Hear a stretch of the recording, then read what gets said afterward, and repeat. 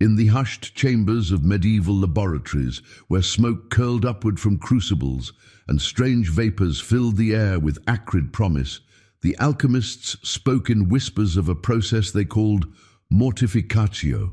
Death, they insisted, was not the enemy of transformation, but its very foundation. Not the cessation of biological function, but something far more unsettling and infinitely more necessary.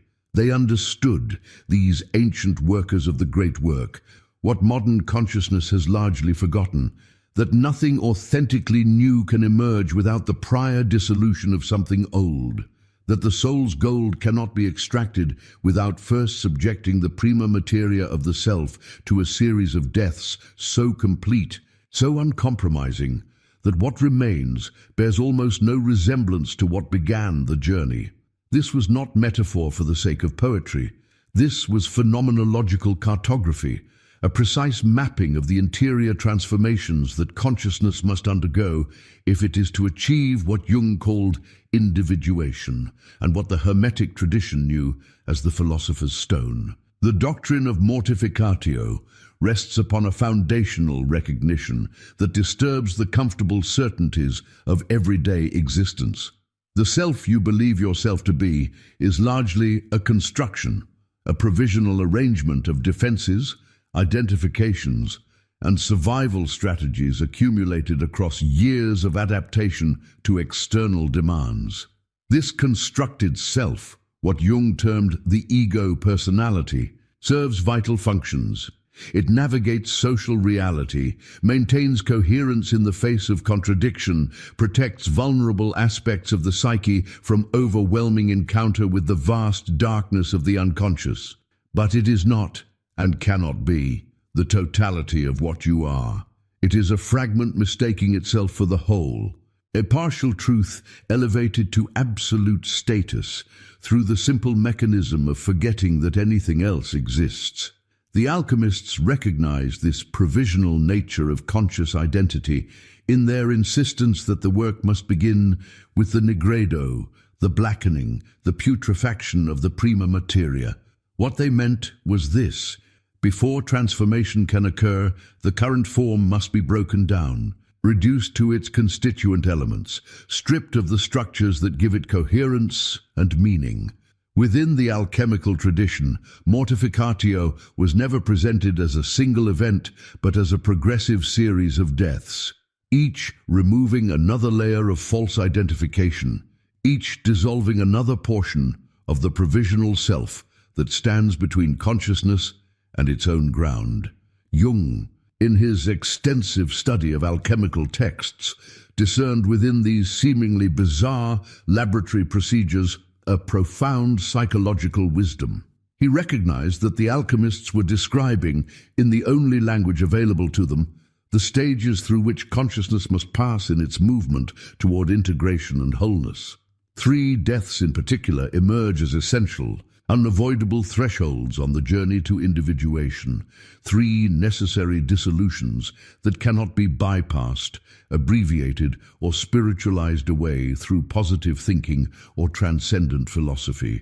They must be undergone, suffered through, survived. Each represents not merely the loss of something peripheral, but the shattering of a fundamental way of organizing reality itself. The first death is the death of identification with persona. The persona, in Jungian terminology, is the mask worn in public space, the acceptable face presented to the collective, the carefully curated presentation of self designed to meet social expectations and secure belonging.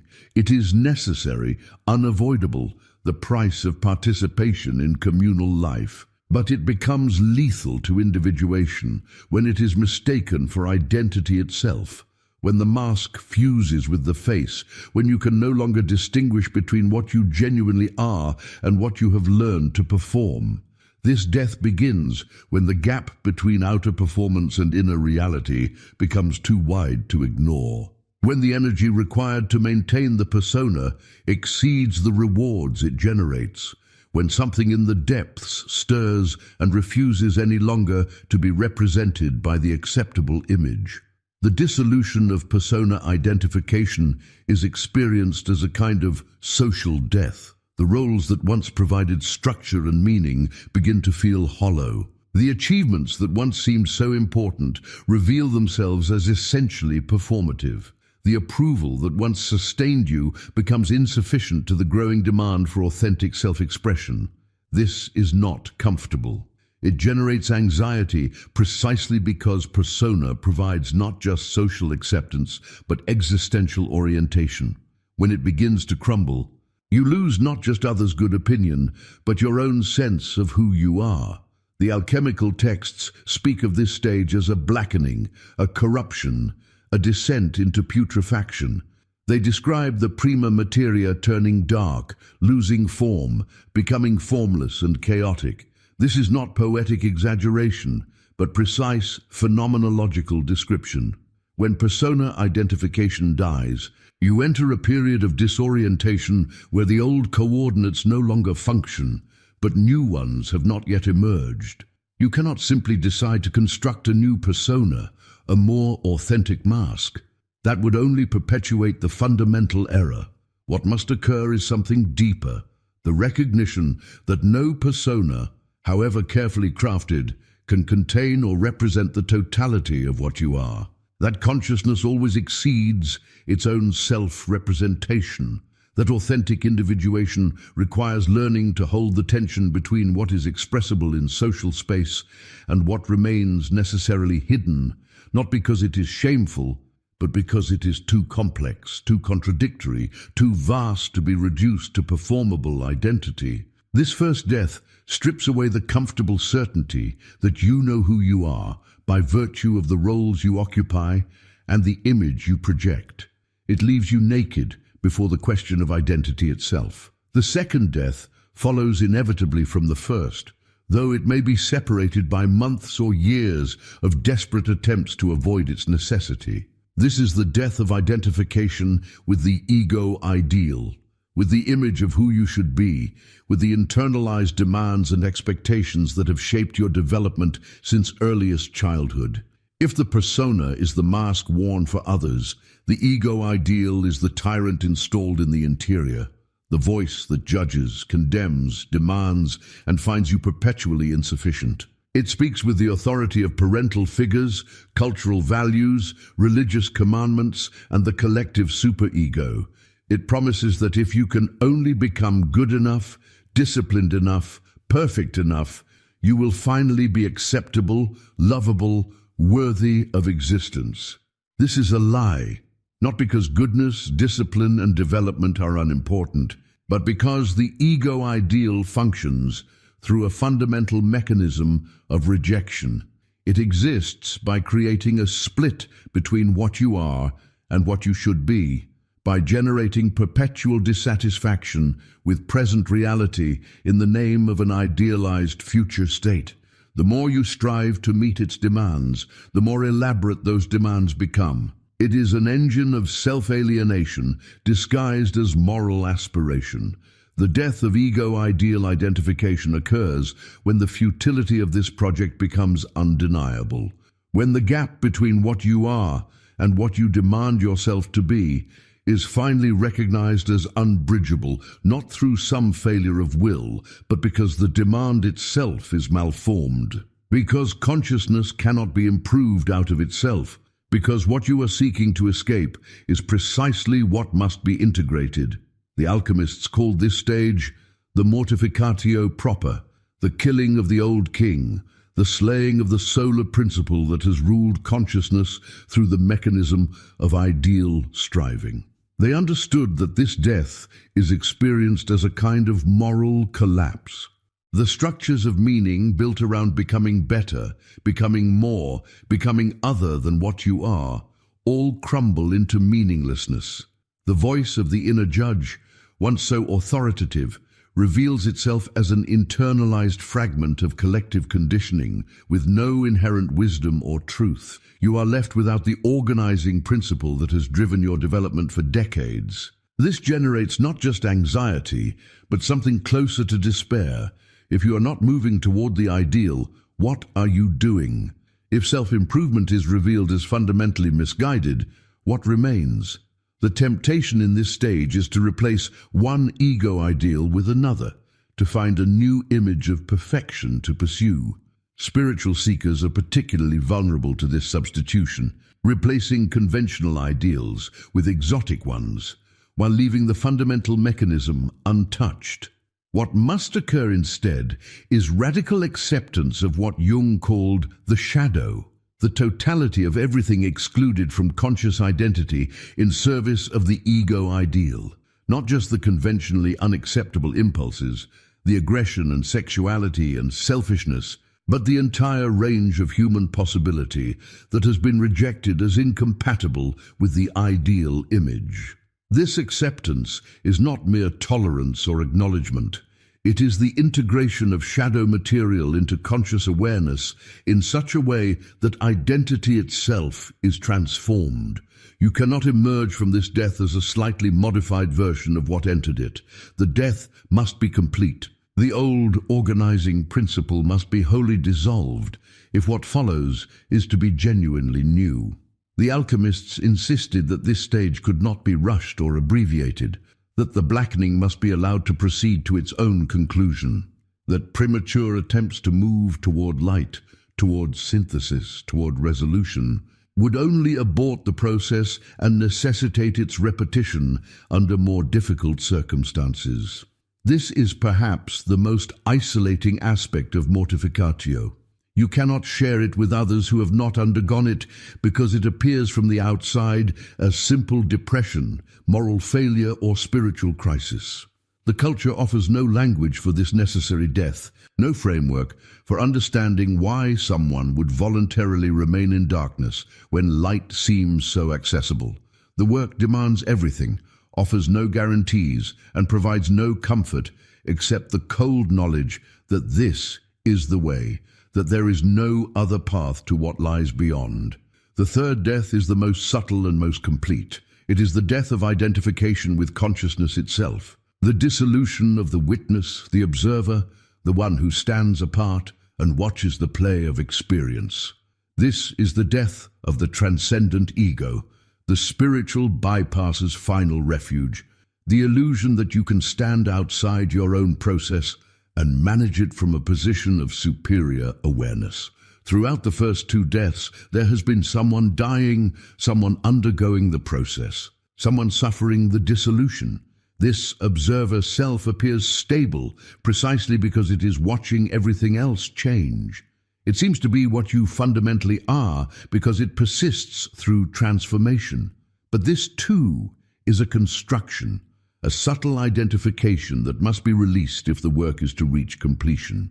The alchemical texts speak of this as the death of the rebes, the hermaphroditic union of opposites, the dissolution of even the integrated self back into the prima materia for a final and absolute reconstruction. They understood that consciousness cannot individuate by standing apart from its own contents, but must somehow include its own ground, must recognize that the observer and the observed are not two but one process, differentiating itself into apparent duality. This third death occurs when even the sense of being a self who is becoming individuated dissolves into the recognition of selfhood as a process rather than an entity. When the question, "Who am I?" is met not with an answer, but with the recognition that the questioner and the question are not separate, that consciousness is not something you have or are, but something that is occurring, a movement within being itself that momentarily contracts into the illusion of a separate center. This is not a mystical experience, not a transcendent state, but a fundamental reorganization of the relationship between consciousness and its own ground.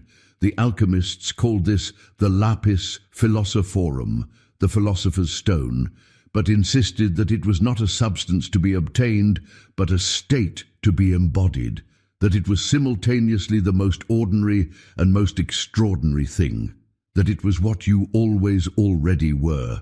Underneath every identification, every construction, every attempt to be or become something, The death of identification with consciousness itself leaves nothing to die and no one to undergo the dying. It is death absolute, the final dissolution of the sense of a separate self that could possess or lack integration, that could be more or less individuated, that could succeed or fail at the work. What emerges from these three deaths is not a perfected self, but an integrated one. Not someone who has transcended darkness, but someone who includes it, who recognizes it as an inseparable aspect of the totality that consciousness is. The individuated person, in Jung's understanding, is not superior to others but whole in a way that most are not, conscious of contradictions that others repress, capable of holding tensions that others must resolve prematurely, aware of the provisional nature of every identity while still participating fully in the necessity of taking form, of manifesting in particular ways. This person no longer believes the persona, but still wears it appropriately, no longer obeys the ego ideal, but still acts ethically, not from external command, but from internal necessity, no longer identifies with the observer, but still engages in reflective awareness, knowing it as a function rather than a foundation. The alchemists promised that the one who completed the work would possess a treasure beyond all worldly wealth. They were correct, though not in the way their literal-minded critics supposed. The treasure is not gold, but the gold of consciousness that has been extracted from the lead of unconscious identification through the refiner's fire of mortificatio.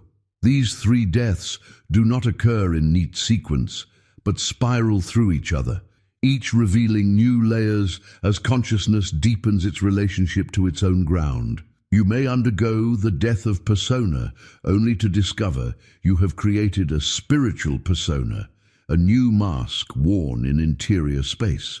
You may release the ego ideal only to discover a deeper, more subtle version operating beneath conscious awareness. You may experience the dissolution of the observer only to find it reconstituting itself in more sophisticated forms. This is not failure, but the nature of the work itself. Individuation is not a destination reached, but a process engaged. The deaths are not undergone once, but repeatedly, each time at a deeper level, each time revealing new dimensions of what must be released if consciousness is to become what it fundamentally is, rather than what it has been constructed to appear. The alchemists worked in their laboratories for decades, repeating operations, refining techniques, pursuing an opus that could never be definitively completed because it was consciousness itself becoming conscious of its own process. They were not deluded, but profoundly realistic about the nature of transformation, that it demands everything, that it offers no security, that it must be undertaken anyway, because the alternative is to remain trapped in provisional identities that grow increasingly insufficient to the reality they are meant to represent. The philosophical architecture underlying Mortificatio reveals why so many spiritual teachings and therapeutic modalities fail to produce genuine transformation despite sincere engagement. They address the symptoms of unconscious identification without touching the fundamental structure that generates those symptoms. They offer new personas without questioning persona identification itself. They substitute one ego ideal for another, without recognizing the tyranny of the ideal as such. They cultivate witness consciousness without seeing the witness as itself a construction to be transcended. They promise growth without death, transformation without dissolution, individuation without the radical unsettling of every certainty upon which identity has been built. This is understandable. The culture does not value mortificatio. It values productivity, achievement, optimization, the perpetual improvement of a self whose fundamental structure remains unchanged. To speak seriously of necessary deaths is to violate the unspoken agreement that consciousness should always move toward more, toward better, toward enhanced functioning within existing frameworks. The alchemical tradition understood that such movement is circular, that it returns you always to the same place, despite apparent progress, because it never questions the foundation from which movement proceeds. The first death, the dissolution of persona identification, manifests in practical life as a growing inability to perform expected roles with conviction. The businessman finds himself unable to muster enthusiasm for the quarterly projections. The spiritual teacher recognizes the gap between the wisdom they perform and the confusion they privately experience. The parent realizes they are modeling a life they no longer believe in. This is not moral failure, but the beginning of mortificatio, the prima materia starting to putrefy, to lose its false coherence. The pressure in this stage is to remedy the situation, to fix the performance, to recover the lost ability, to believe in the persona. But this pressure must be resisted. The death must be allowed to complete itself. This means periods of social awkwardness, of not knowing what to say or how to be in situations that previously felt manageable.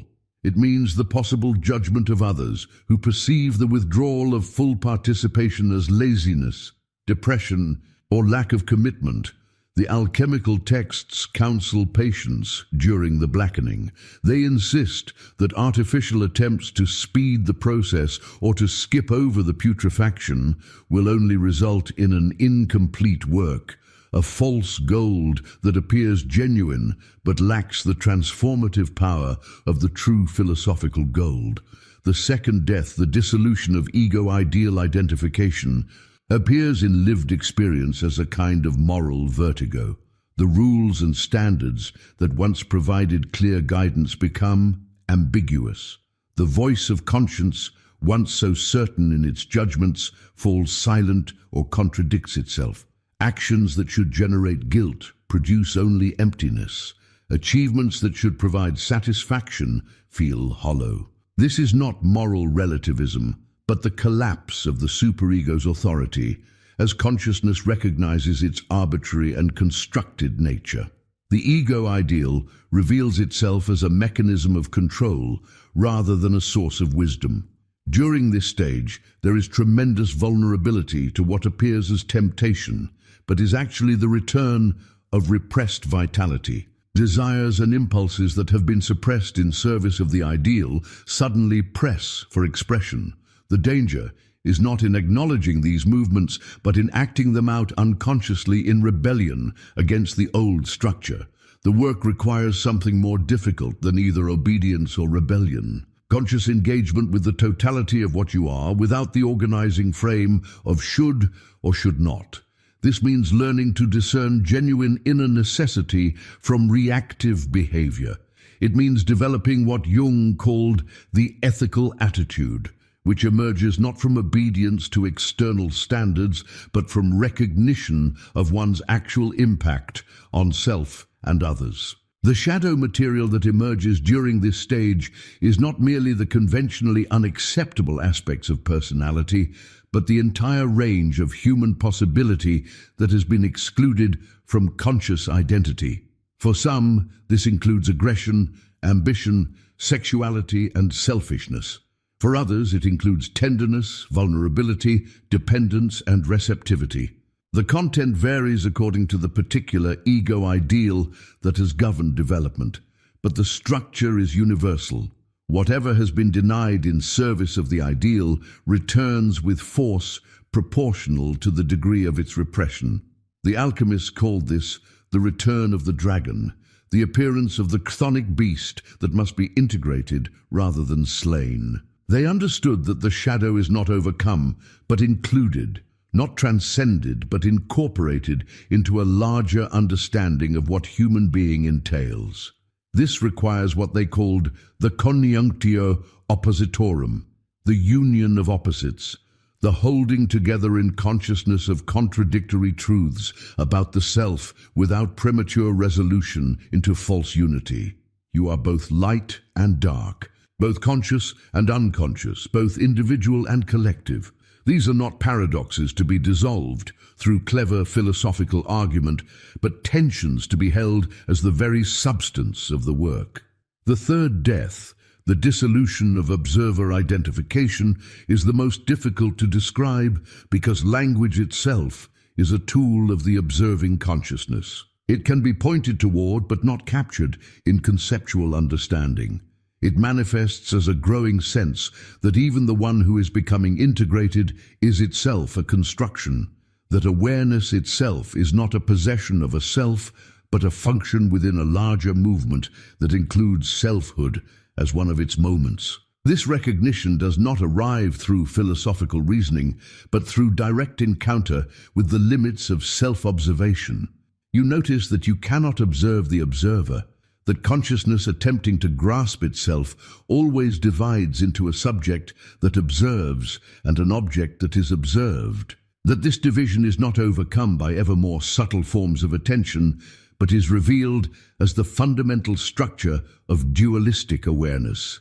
The alchemical tradition pointed toward this with their insistence on the identity of the philosopher's stone with the prima materia, that what is sought is identical with what seeks, that the treasure and the seeker are one reality, differentiated only by the act of seeking itself. This third death occurs when consciousness stops trying to grasp itself and simply rests in its own being, not as a practice or technique, but as a recognition of what has always already been the case. The sense of a separate observer does not vanish. It continues to function as needed, but it is recognized as a useful fiction rather than a fundamental truth. Identity becomes fluid, capable of taking different forms according to necessity, while remaining rooted in something that cannot be named or conceptualized, because it is prior to the division between name and named. The alchemists called this the lapis that is no stone, the medicine that is no substance, the gold that is not gold. They understood that language breaks down at this threshold, that what can be said becomes progressively less adequate to what is occurring. But they also insisted that this was not a transcendent realm beyond the human, but the most intimate and ordinary dimension of existence, simply obscured by the habits of dualistic perception.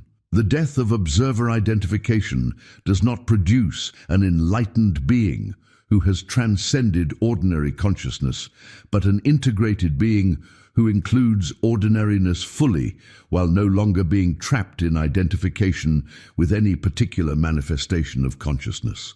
The relationship between these three deaths is not linear, but recursive. Each reveals new dimensions of the others as the work proceeds. Releasing persona identification shows you the ego ideal that was generating the persona. Dissolving the ego ideal reveals the observer who was judging according to the ideal. Seeing through the observer exposes persona and ideal as movements within consciousness rather than structures that contain it. You spiral through these deaths repeatedly, each time at a greater depth, each time with less to lose, because each death has already stripped away another layer of false identification. What remains after sufficient iterations is not nothing, but also not something that can be grasped as an entity. Jung called it the self, using the capital letter to distinguish it from the ego self, indicating not another layer of identity, but the totality of consciousness, including both its conscious and unconscious dimensions. The alchemists called it the philosopher's stone, the gold that emerges from the work, but insisted it was not created but revealed, not produced but recognized as what was always already present beneath the layers of construction. This self is not perfect, but whole. It includes shadow and light, consciousness and unconsciousness, order and chaos. It is capable of evil as well as good, not because it lacks ethical orientation, but because it recognizes that every possibility of consciousness includes its opposite, that light and shadow are not antagonists to be resolved, but partners in the dance of being. The individuated person, the one who has undergone mortificatio sufficiently to integrate the self, does not become morally superior, but becomes more completely human, more capable of genuine relationship because less defended against their own depths, more able to hold complexity because less invested in maintaining a simple story about who they are, more present to others because less preoccupied with managing their own self-image. This is not a comfortable state. Integration does not produce peace, but a kind of dynamic stability that can hold great tension without breaking. The conflicts that others resolve through repression or projection remain conscious, generating ongoing discomfort that must be borne rather than eliminated. The individuated person lives with knowledge of their own darkness, not as a problem to be solved, but as a dimension of totality that must be included.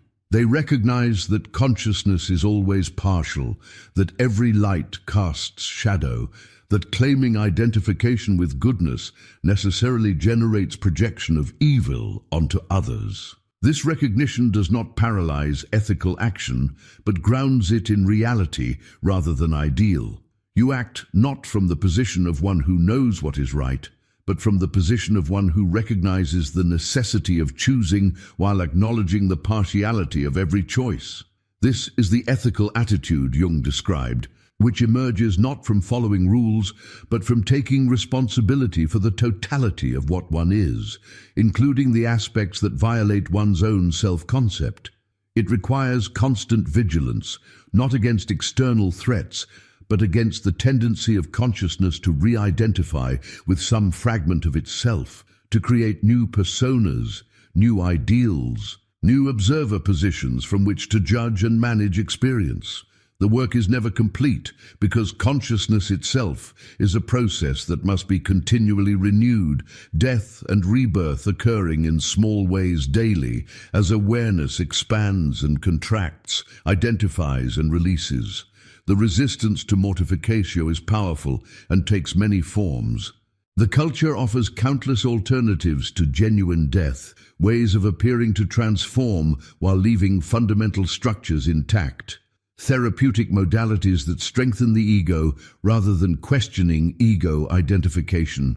Spiritual practices that cultivate the witness while reinforcing observer consciousness. Personal development programs that build better personas without addressing persona identification.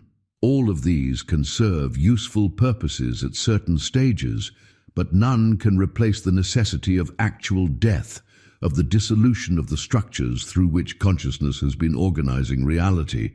The alchemists were explicit about this. They warned against those who promised the gold without the work, who claimed to have shortcuts or secret methods that could bypass the difficult stages.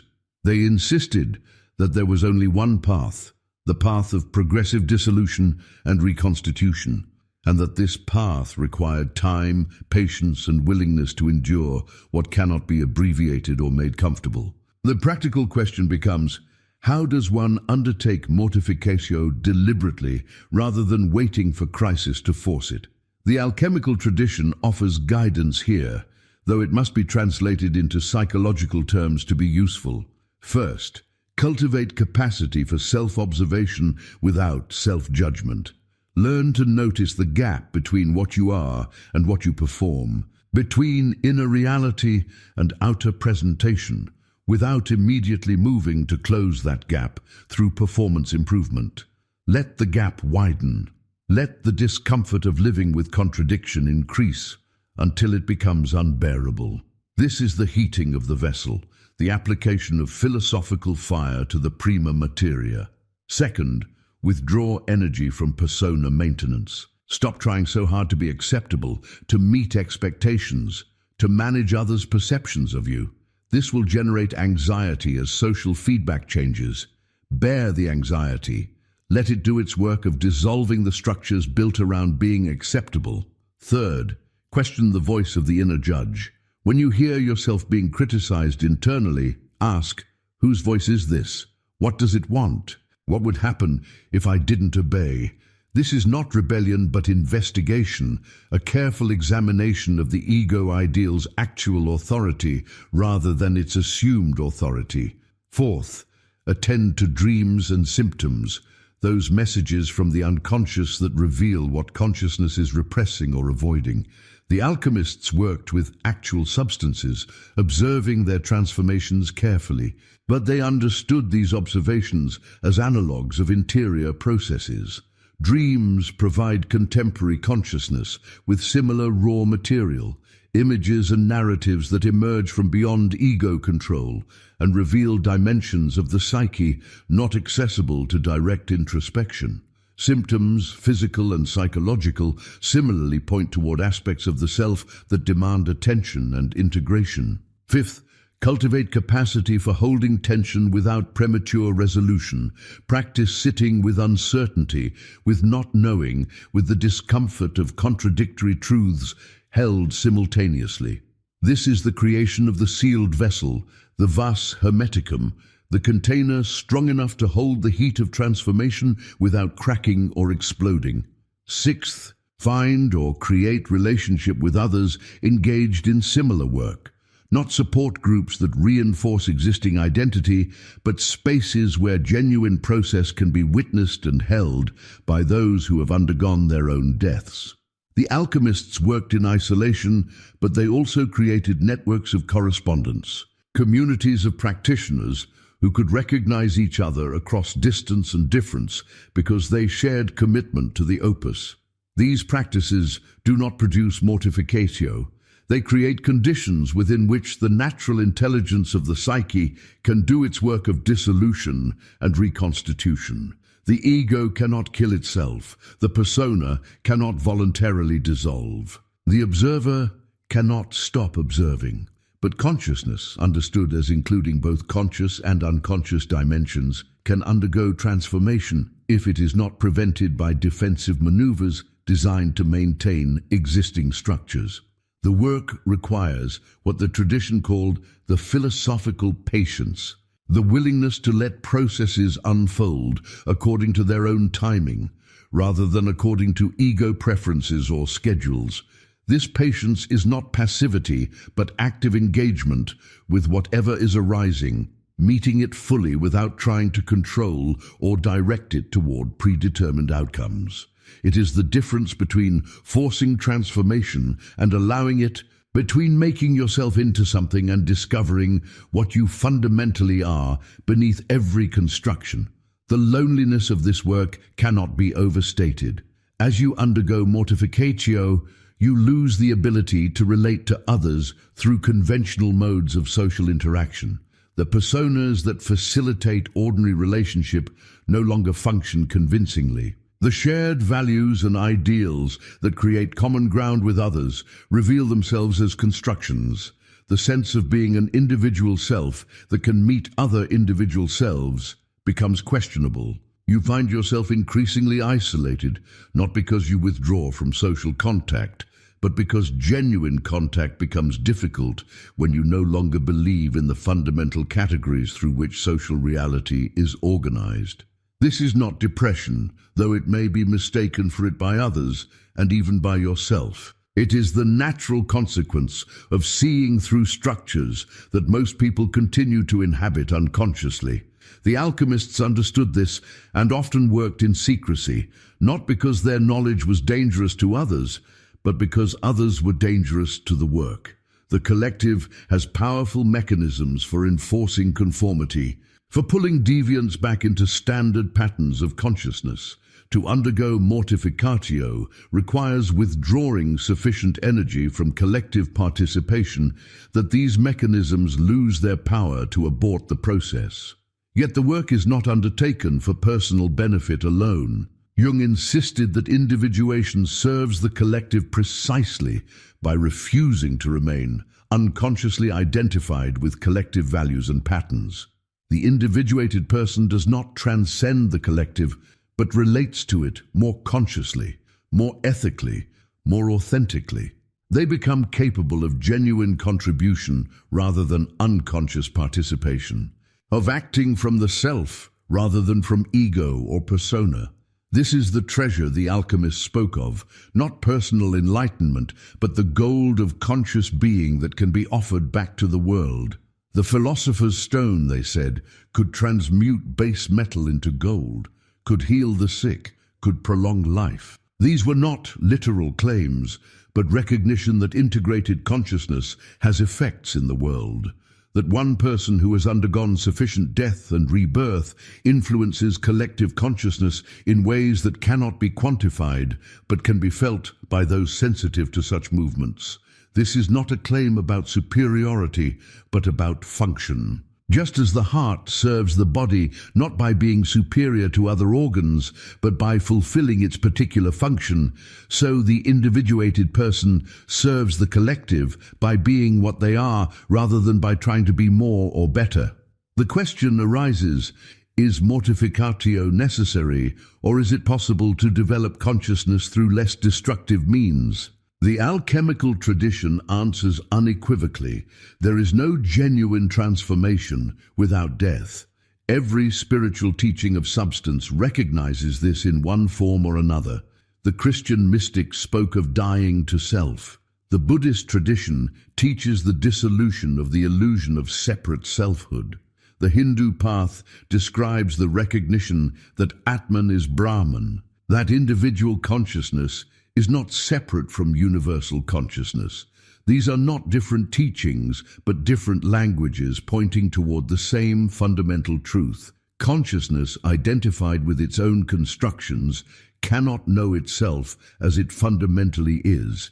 The constructions must be dissolved, the identifications must be released, the deaths must be undergone. This is not optional if the goal is individuation rather than mere personal development. If what you seek is fundamental transformation rather than incremental improvement of an essentially unchanged self-structure. But the teaching can be misunderstood. Mortificatio is not nihilism, not a rejection of life or meaning or value. It is the dissolution of false structures so that true structures can emerge, the death of provisional identities so that essential being can manifest. The alchemists never claimed that the goal was to remain in nigredo, in blackness and putrefaction. They understood the blackening as a necessary stage in a process that continues through albedo, the whitening, the purification of the dissolved material, and then through citrinitas and rubedo, the yellowing and reddening, the emergence of the philosophical gold. Death serves rebirth. Dissolution enables reconstitution at a higher level of organization. The ego is not destroyed but dethroned, no longer the center of consciousness, but recognized as a function within a larger totality. The persona continues to operate, but is known as a tool rather than mistaken for identity. The observer remains available, but is no longer identified with as the fundamental ground of being.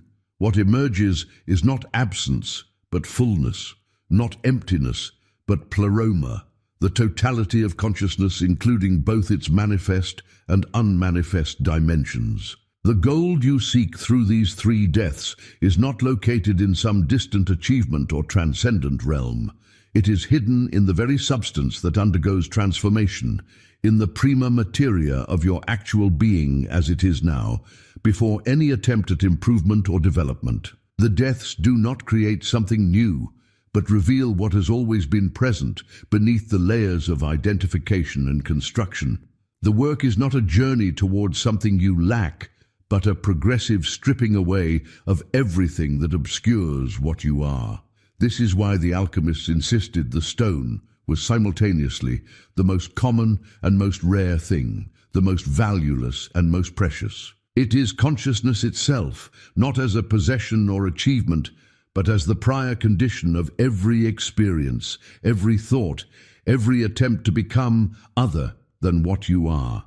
The three deaths of mortificatio simply remove the obstacles to recognizing this truth, to living from it rather than from the endless cycle of identification, suffering, and attempted escape through new identification. The fire burns, the vessel holds, the material dies and is reborn.